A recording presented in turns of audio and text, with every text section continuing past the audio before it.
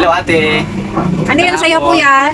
Ganda mo naman. Ay, nambola ka pa, kuya. Salamat. Ate, pautang ha, 2 kilong bigas. Ay, wala na kaming bigas. What? Ubus Wala na. na? Oo. Sayang naman. Asukan na lang te, 1 kilo. Wala na din. Kakaubos lang.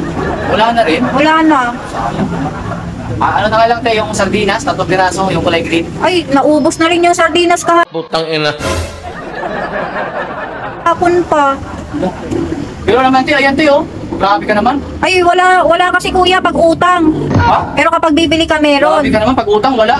Wala, kasi alam ko na mga style nyo eh. Pag uutang kayo dito sa tindahan ko, tapos kapag bibili kayo, doon kayo sa kabilang tindahan. O yan, pabili na nga lang. Ano bibili mo? Bili, bigas. 1 kilo. Bigas? Oo, 1 kilo? 1 kilo na lang. Okay na. Grabe ka May naman. pera ka naman pala, tapos uutang ka. Hindi babayaran eh. Yan, style nyo. Nasanay na ako sa style nyo. Mga lumang style na yan, di nyo na ako may isahan. Ito si ate. Masusunod te, pag may umutang, bigyan nyo naman. Grabe naman kayo.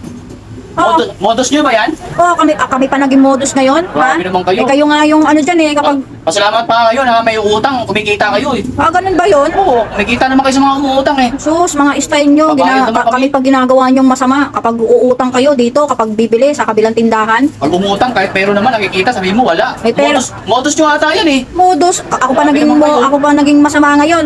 Grabe ka naman. Gusto mo ipatulpo kita te? Ako pa ipapatulpo mo ngayon, ha? Oo. Kapag bibili sa kabilang tindahan, tapos utang-utang ka dito, may pera ka naman pala, ba't umuutang ka pa?